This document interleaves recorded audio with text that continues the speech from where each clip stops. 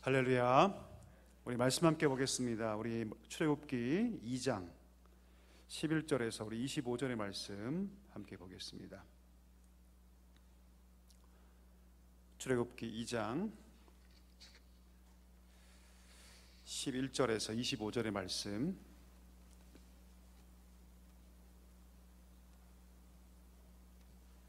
제가 먼저 읽고 우리 교독하겠습니다. 모세가 장성한 후에 한 번은 자기 형제들에게 나아가서 그들이 고되게 노동하는 것을 보더니 어떤 애굽 사람이 한 히브리 사람 곧 자기 형제를 치는 것을 본지라. 좌를 살펴 사람이 없음을 보고 그 애굽 사람을 쳐 죽여 모래 속에 감추니라. 이튿날 다시 나가니 두 히브리 사람이 서로 싸우는지라. 그 잘못한 사람에게 이르되 내가 어찌하여 동포를 치느냐 하매 그가 이르되 누가 너를 우리를 다스리는 자와 재판관으로 삼았느냐? 내가 애굽 사람을 죽인 것처럼 나도 죽이려느냐? 모세가 두려워하여 이르되 일이 탈로 되었도다. 바로가 이 일을 듣고 모세를 죽이고자 하여 찾는지라. 모세가 바로의 낯을 피하여 미디안 땅에 머물며 하루는 우물 곁에 앉았더라. 미디안 제사장에게 7달이 있었더니 그들이 와서 물을 길어 구유에 채우고 그들의 아버지의 양떼에게 먹이려 하는데 목자들이 와서 그들을 쫓는지라. 모세가 일어나 그들을 도와 그 양떼에게 먹이니라. 그들이 그들의 아버지 르우엘에게 이를 때에 아버지가 이르되 너희가 오늘 어찌하여 이같이 속히 돌아오느냐? 그들이 이르되 한 애굽 사람이 우리를 목자들의 손에서 건져내고 우리를 위하여 물을 길어 양떼에게 먹였나이다. 아버지가 딸들에게 이르되 그 사람이 어디에 있느냐? 너희가 어찌하여 그 사람을 버려두고 왔느냐? 그를 청하여 음식을 대접하라 하였도다. 모세가 그와 동거하기를 기뻐하며 그가 그의 딸 십보라를 모세에게 주었더니 그가 아들을 낳음에 모세가 그의 이름을 게르솜이라 하여 이르되 내가 타국에서 나그네가 되었음이라 하였도다. 여러 해 후에 애굽 왕은 죽었고 이스라엘 자손은 고된 노동으로 말미암아 탄식하며 부르짖으니 그 고된 노동으로 말미암아 부르짖는 소리가 하나님께 상달된지라. 하나님이 그들의 고통 소리를 들으시고 하나님이 아브라함과 이삭과 야곱에게 세운 그 언약을 기억하사, 같이 읽겠습니다. 하나님이 이스라엘 자손을 돌보셨고 하나님이 그들을 기억하셨더라. 아멘. 할렐루야. 이 새벽에 나오신 여러분 진심으로 환영합니다. 우리가 함께 기도할 때 하나님께서 기도 가운데 우리 각 가정을 살리시고 세우시고 우리 교회를 더 큰 부흥의 역사로 인도하실 줄 믿습니다. 오늘 하나님의 세 가지 학교, 하나님의 세 가지 학교라는 제목으로 말씀을 서로 상고하겠습니다. 우리가 잘 알듯이 하나님께서는 모세를 선택하십니다. 그리고 하나님의 동력자로 세우시기를 원하셨죠. 모세는 놀랍게도 그 어릴 때부터 출생부터 하나님께 특별한 선택을 받은 사람이었습니다. 하나님은 이 모세를 통해서 위대한 계획을 갖고 계셨습니다. 출애굽의 사명, 그리고 400년 이상 노예로 살았던 이 이스라엘 백성을 하나님의 거룩한 백성으로 세워가는 그 위대한 과업을 이룰 특별한 리더로 하나님은 이 모세를 선택하셨습니다. 여러분, 우리가 감당할 사명이 큰 사람일수록 그 훈련의 과정이 엄하다는 것을 잘 알고 있죠, 그렇죠? 훈련의 과정이 없는 사람들은요 큰 사람으로 쓰여질 수가 없습니다. 사람의 생명을 다루는 의사가 하루아침에 만들어집니까? 아니죠. 사람의 생명을 다루기 때문에 누구보다 오랫동안 교육되고 훈련받는다는 것을 너무너무 우리가 잘 알고 있습니다. 저 같은 목회자도 마찬가지죠. 여러분, 1, 2년 정도 그냥 말씀을 공부한다고 해서 목회자가 될까요? 물론 열정이 있는 목회자가 될 수는 있어도 깊이 있는 목회자가 되기는 사실 어렵습니다. 그 사명이 엄하고 무거울수록 그에 합당한 훈련의 과정이 필요하다는 것을 일반 사람들도 사실 다 알고 있습니다. 훈련받지 못하면 크게 쓰임받을 수 없습니다. 하나님께서 이 출애굽과 혹은 이스라엘 백성을 하나님 백성으로 세워가는 그 위대한 일에 모세에게도 이런 특별한 그 사명에 걸맞는 특별한 교육과 훈련을 하나님께서 계획하셨다는 것이죠. 그래서 하나님께서는요 이 모세만을 위한 특별한 교육과정, 특별한 학교를 하나님께서는 세우셨습니다. 모세의 인생이 80세, 하나님께 그가 부름받은 나이가 80세인데 모세의 인생 80세가 바로 하나님께서 만드신, 하나님 직접 세우신 이 모세를 향한 하나님의 특별 교육 과정이었다. 하나님의 특별한 학교였다. 이렇게 우리가 얘기할 수 있겠습니다. 과연 하나님께서 이 모세를 향해서 어떤 학교를 세우셨는지, 그리고 그것이 오늘 살아가는 우리에게 어떤 의미가 있는지, 그것을 한번 오늘 나누면서 은혜를 나누고자 합니다. 첫 번째, 하나님께서 이 모세를 향해서 세우신 학교의 이름은 어떤 학교냐면, 한번 따라 하실까요? 정체성 학교. 정체성 학교. 네, 바로 정체성 학교입니다. 우리가 알듯이 그 모세의 누이의 지혜를 통해서 모세는 어릴 때부터 그의 친어머니였던 요게벳의 품 안에서 자라가게 됩니다. 그가 모세가 그 어머니 요게벳의 품에서 단지 젖만 먹은 것이 아니죠. 모세의 어머니는 물론 그 내용들이 성경의 구절을 다 기록하고 있지는 않지만 모세의 어머니 요게벳은 그의 품에서 그 아들 모세를 젖먹이면서 아마도 그 모세가 왜 지금 이렇게 자라가고 있어야 하는지, 그 과정이 어떠했는지, 왜 이스라엘 백성이 이렇게 지금 핍박받아야 했는지를 아마도 귀에 못이 박히도록 그 아들 모세에게 얘기해 주었을 것입니다. 원래 어머니인데 어쩔 수 없이 유모가 되어서 돈을 받으면서 젖을 먹일 수밖에 없었던 이런 상황 속에서 아마도 모세의 어머니는 그 모세를 최선을 다해 가르쳤을 겁니다. 기회가 되면 그 아기일 때부터 너는 애굽 사람이 아니다. 너는 히브리 민족이고 하나님 백성이고 하나님께서 너를 향해서 놀라운 위대한 계획을 갖고 계신다고 수도 없이 말해 주었을 것입니다. 모세의 어머니가 얼마 기간 유모 노릇을 했는지 성경은 기록하고 있지 않지만 짐작할 수는 있겠죠. 사도행전 7장 23절 우리 시트지 보면 맨 아래 말씀 구절이 기록되어 있는데요. 한번 읽어볼까요? 시작. 나이가 40이 되매 그 형제 이스라엘 자손을 돌볼 생각이 나더니, 그러니까 오늘 본문에 모세가 장성한 후에라는 말이 나오는데 이 장성한 후라는 것은 몇 세 이후가 된 겁니까? 40세 이후가 된 거죠. 그러니까 아마도 그의 어머니 요게벳이 유모 노릇을 한 시간은 아마 4분의 1 되지 않았을 겁니다. 10세 이상 넘지 않았을 겁니다. 그 짧은 기간 동안에 그의 어머니는 최대한 그가 애굽의 사람이 아니라 그가 히브리 민족으로 하나님의 백성으로 세워가기 위해서 최선을 다했을 것입니다. 사실 이 환경은 하나님께 세팅하신 것이죠.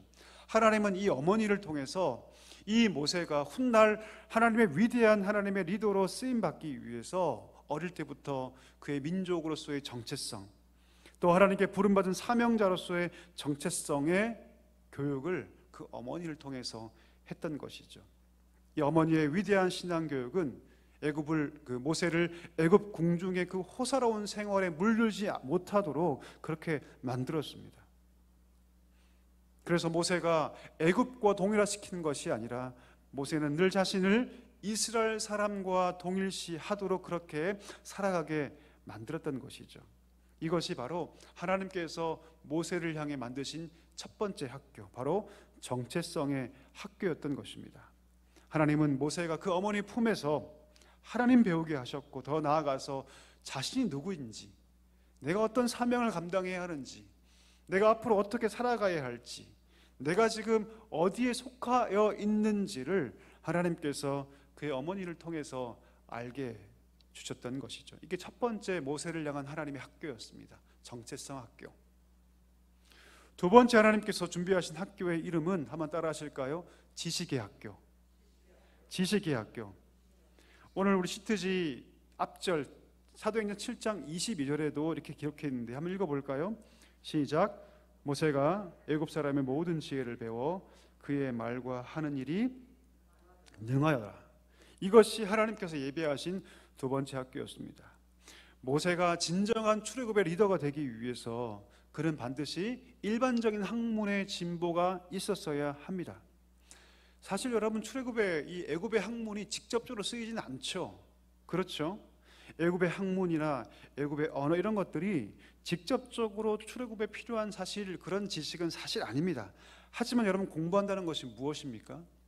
공부한다는 것은 단지 어떤 상황에 직접적으로 쓰이는 직접적인 지식뿐 아니라 공부라는 것은 공부를 통해서 무엇이 개발되냐면 단순한 사고와 지식을 배운다는 것이 아니라 사람을 이해하고 환경을 이해하고 그 사고의 지경이 넓어지고 그래서 환경과 사람을 더욱더 넓게 포용할 수 있는 수용성이 생긴다는 것이죠. 그 사람을 이해하게 된다. 그 사람의 상황을 이해하게 되고 그 사람을 포용할 수 있는 넓은 가슴을 가지는 것이 바로 이 교육의 과정을 통해서 이루어집니다. 따라서 여러분, 무엇인가를 배웠다는 것은 단지 그냥 그 학교의 졸업장을 땄다는 것만을 의미하지 않죠. 무엇인가 깊이 배웠다는 것은, 그것도 그 당시 당대 최고 학문을 배웠다는 것은 상황을 이해하는 능력을 구비하게 되었다. 상황에 대처하는 능력을 가지게 되었다. 주어진 환경을 판단하는 능력을 배우게 되었다. 사람을 알고 사람이 이해할 수 있는 안목을 가지게 되었다는 것을 의미하죠. 하나님은 모세가 단지 그냥 열정으로만 가득 찬 그런 리더가 되기를 하나님께서 원치 않으셨습니다. 하나님께서는 모세가 진정한 리더가 되게 하기 위해서 애굽의 그 궁중이라는, 애굽의 학문이라는 타고난 환경을 만드셔서 그의 가슴을 넓게 하셨고 그의 사고를 깊게 하셨고 어떤 상황에도 그 상황을 이해할 수 있는 능력, 그 상황에 대처할 수 있는 능력, 그 상황에 판단할 수 있는 그 능력을 그가 구비할 수 있도록 만드신 것이죠. 여러분, 교회 안에도 많은 리더들이 있죠. 근데 제가 만나봤더니 어떤 리더들은요, 준비가 전혀 안 돼 있어요. 열정은 가득합니다. 가슴은 막 뛰고 있어요. 근데 준비가 안 돼 있어요. 그래서 뭘 물어보면 잘 모릅니다. 그리고 어떤 사건의 상황에 판단을 요구할 때 잘 못 내리죠. 왜요? 알지 못하기 때문이죠. 그 안에 열정은 넘치지만 훈련받지 못하고 교육되지 못하니까 그 주어진 상황에 무엇이 하나님의 뜻인지, 어떻게 가는 것이 교회의 유익인지 알지 못해서 때로는 그릇된 판단을 해서 문제가 발생하는 경우를 참 많이 보았습니다. 하나님께서는 그것을 잘 아셨어요. 애굽의 모든 학문을 통해서 모세가 탁월한 안목과 사람을 이해하는 능력과 환경을 판단하는 능력들을 그가 구비하도록 하나님께서 이 애굽의 학문을 하나님께서 사용하셨던 것이죠. 그의 이해의 지평을 넓게 해주셨습니다. 이것이 바로 하나님께서 모세를 향해 세우신 두 번째 학교, 바로 지식의 학교였던 것이죠. 자, 하나님이 준비하신 학교는 근데 이 두 가지 학교에서 그치지 않았습니다. 마지막 세 번째 학교가 있었는데 그 세 번째 학교가 사실 가장 중요한 어떤 것보다 이 모세에게 가장 중요하고 필요한 세 번째 학교가 있었는데 그 세 번째 학교의 이름은 한번 따라 하실까요? 광야학교. 광야학교. 예, 이 광야학교가 모세에게 있어서 가장 중요한 학교였습니다. 어쩌면 첫 번째 정체성 학교보다, 두 번째 이 지식의 학교보다 모세에게 있어서 가장 중요한 학교가 바로 이 광야학교였던 것이죠. 이 광야학교의 또 다른 이름은 바로 겸손의 학교입니다. 겸손의 학교.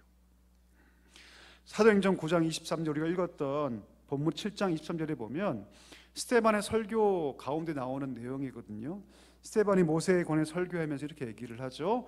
그가 나이 40세가 되어서 자기 동족을 돌볼 마음을 가지게 되었다. 어머니로부터 신앙교육을 받은 이 모세는 나이 40이 되면서 그동안 모든 동족들의 아픈 상황, 그리고 모든 노역을 시달리며 고통당하는, 매질을 당하는 그 모든 동족들을 보면서 아마도 굉장히 힘들어했을 것입니다. 그러면서 모세는 저들이 내 동족인데, 내가 애굽 사람이 아니라 내가 히브리 민족이고 유대 민족인데 저들이 그 내 동족인데 하면서 그 마음 가운데 깊은 아쉬움과 안타까움을 가졌을 것입니다. 그의 어머니의 성공적인 신앙교육, 정체성 교육을 통해서 이런 것들이 상상이 아니라 실제인 것을 우리가 충분히 이해할 수 있죠. 비록 자신은 편한 왕궁에서 지금 살고 있지만 자신의 동족들, 자신의 모든 형제들은 그렇게 살고 있지 못한다는 사실을 생각하면서 그는 살아왔을 것입니다. 그러면서 가슴을 쓸어내시며 답답하고 고민했을 것입니다. 어떻게 사는 것이 옳을까? 내가 지금 이런 권한을 누리고 있고 이런 위치를 누리고 있는데 내가 어떻게 살아가는 것이 맞을까? 그는 아마 고민했을 것입니다. 과연 이대로 사는 것이 맞는가? 아마 이런 고민이 갈수록 그의 마음을 어렵게 하고 고민하게 만들었을 것이 분명합니다. 그런 차에 오늘 본문에 보니까 한 사건이 터지죠. 어떤 사건입니까? 자신의 동족이었던 히브리 사람들이 애굽 사람에게 구타당하고 있는 사건이 발생합니다. 사실 이런 상황들은 그 안에서, 그 민족 안에서, 그 나라 안에서 비일비재한 그런 사건이죠. 하지만 그가 이제 동족을 돌아볼 마음이 생겼을 때 이 사건이 모세에게는 큰 사건이 됩니다. 의미 있는 사건이 되죠.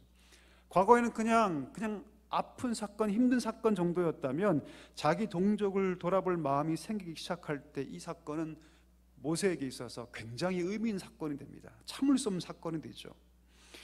애굽의 모든 학술을 다 배우고 모든 기술을 다 배운 모세에게 지금 눈앞에서 자기 동족이 고통당하는 그 장면은 당장 무엇인가를 내가 하지 않으면 안 되겠다는 그런 마음을 부릴 듯 일게 만들었다는 것이죠.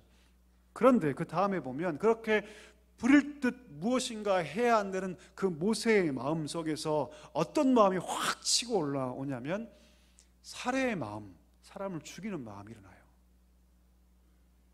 선한 마음이 아니죠.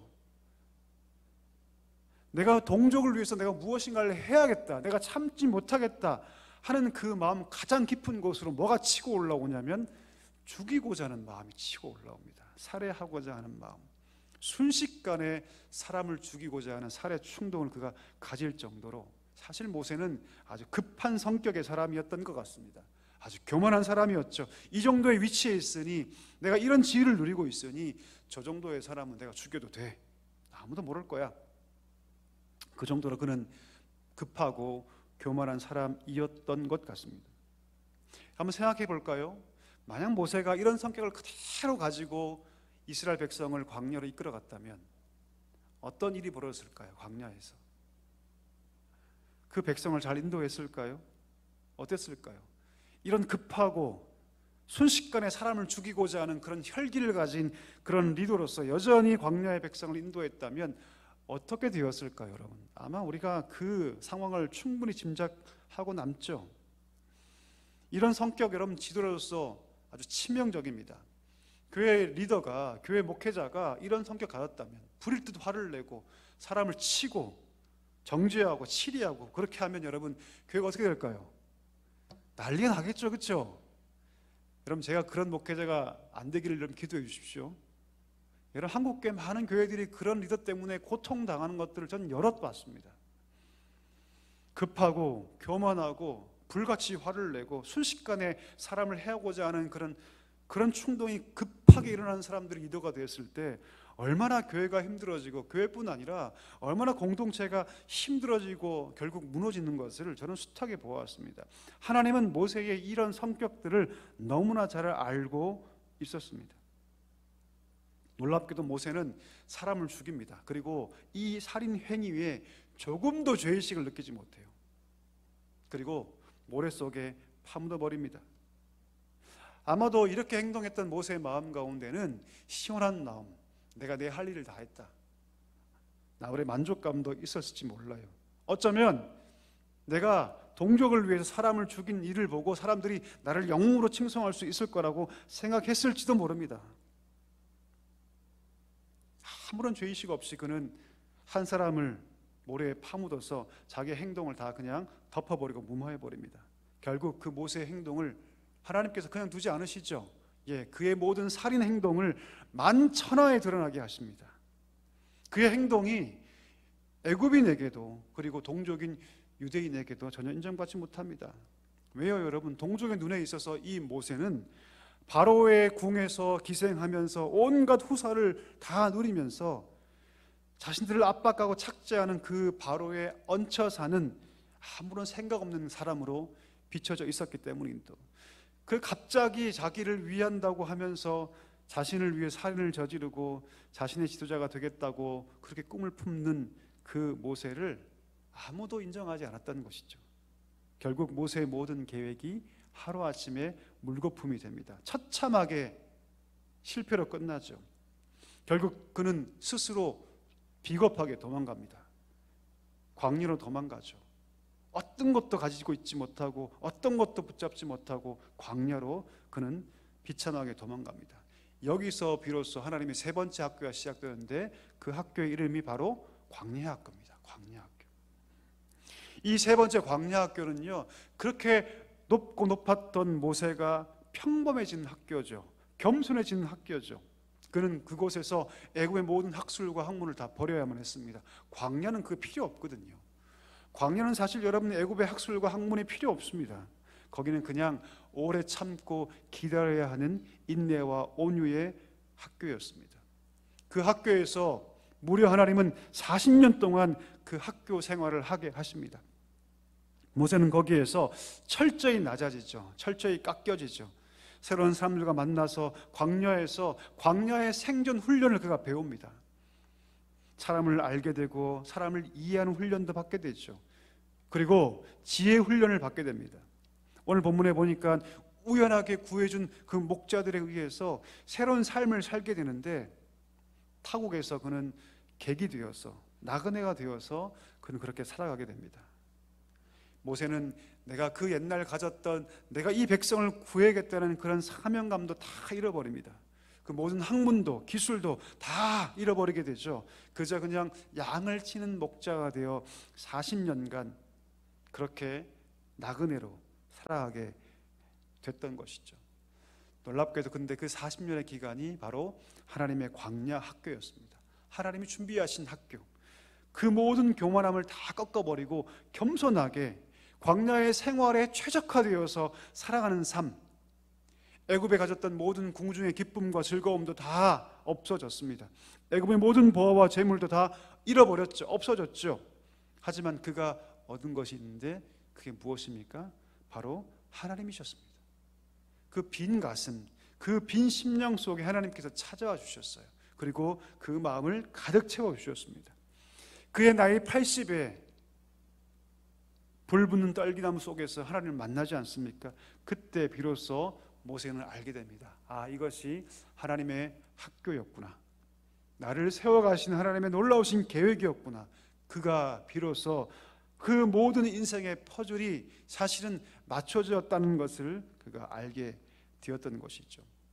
여러분, 430년간 그 백성이 종살이할 때 하나님은 80년 전에 그 모세를 불러주셔요. 그의 출생부터 하나님께서 놀라운 계획을 가지시고 그를 이끌어 가시죠. 사람의 눈에는 이것이 보이지 않습니다. 볼 수도 없죠. 그러나 하나님은 이 한 사람 모세를 80년 전에 이 땅 가운데 보내시고 그를 키워가기 위해서 그 세 가지 학교를 준비하셨던 것입니다. 모세 개인으로 볼 때 이 40년의 기간은 의미 없는 시간처럼 보일 수 있겠지만 그러나 하나님의 관점에서 보면 그것은 너무나도 의미 있는 시간이었고 너무나 소중한 학교였다라는 것이죠. 여러분, 하나님께서 이런 놀라운 계획과 이 놀라운 학업 과정을 모세를 향해서만 준비하고 계셨을까요? 그렇지 않습니다. 놀라운 사실은 무엇입니까? 여러분과 저에게도 우리 한 명 한 명에게도 하나님께서 이 놀라우신 계획을 실행 중이라는 사실입니다. 하나님께서 우리 인생 가운데 이 놀라운 계획을 갖고 계세요. 하나님께서 우리를 쓰시고자 이런 학교에 입학하고 계신다는 것이죠. 출애굽의 지도자가 되어야 한다는 그 야망을 하나님께서 색깔을 바꾸게 하셔요. 그리고 하나님의 관점으로 그걸 다시 보게 하십니다. 40년간 광야 학교 속에서 하나님의 관점으로 새로운 꿈을 꾸게 하셨다라는 것이죠. 그리고 낮추셔서 하나님의 때에 가장 완전한 모습으로 하나님은 이 모세를 사용하셨던 것이죠. 바로 80년 전부터 또 광야의 40년 동안 하나님 모세를 택하시고 인도하셔서 놀랍게 준비시고 계셨다는 것이죠. 놀라운 것은 하나님 우리 인생도 그렇게 우리를 인도하고 계신다는 사실입니다. 아멘이십니까? 여러분 한 명 한 명을 하나님 그렇게 계획하고 계셔요. 모세의 나이가 80입니다. 80. 모세가 그린 시편이 있죠. 시편 90편. 시편 90편 보면 모세가 이런 얘기를 합니다. 사람의 나이가 70이요 강건하면 80이다 이렇게 얘기하죠. 그러니까 여러분 모세의 나이 80에 하나님 부르심 받았으니까 거의 그의 인생이 저물 때, 거의 인생의 끝자락에서 하나님 그를 부르세요. 거의 힘이 다 빠졌을 때 그의 인생을 불러주셔서 나머지 40년을 살게 하십니다. 그의 나이 120에 하나님께 불러가시죠.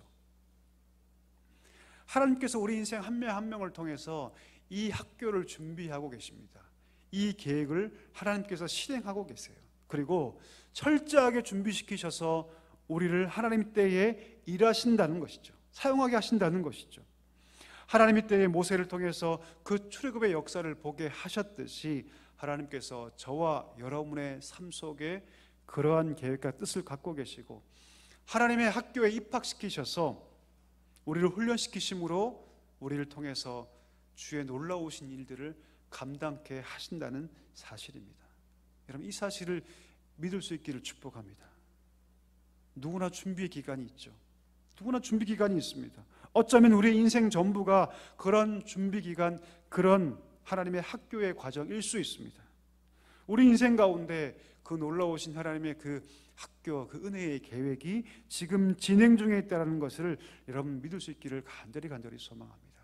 때로 하나님께서 우리를 정체성의 학교에 입학시키셔요.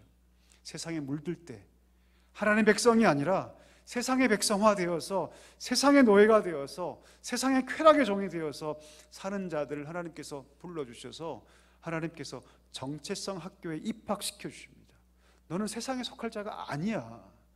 너는 나의 백성이며 이 땅 가운데 나의 사명을 감당할 자야라고 하나님께서 그것을 깨우치게 하시기 위해서 주님께서 때로 우리를 정체성의 학교에 입학시키셔요. 그렇지, 내가 세상의 노예가 아니지, 세상의 종이 아니지, 세상을 따라갈 자가 아니지, 나는 하나님의 백성이고 이 땅 가운데 주의 나라를 일구할 자이지라고 깨닫게 하시면서 하나님 때로 우리를 정체성의 학교에 입학시키십니다.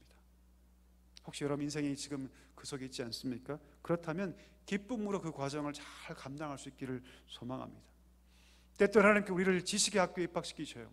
우리 속에 말씀이 사라지고 하나님의 거룩한 지식이 다 사라지고 말씀을 향한 열정이 다 식어지고 우리 삶이 그래서 나의 뜻, 나의 방법으로 이렇게 나아갈 때 우리 삶이 아무리 봐도 주의 말씀이 내 삶을 이끌지 않고 세상의 지식과 나의 방법과 나의 지혜만이 가득할 때 하나님은 우리를 지식의 학교에 입학시키셔서 주의 말씀으로 가득하게 채우십니다.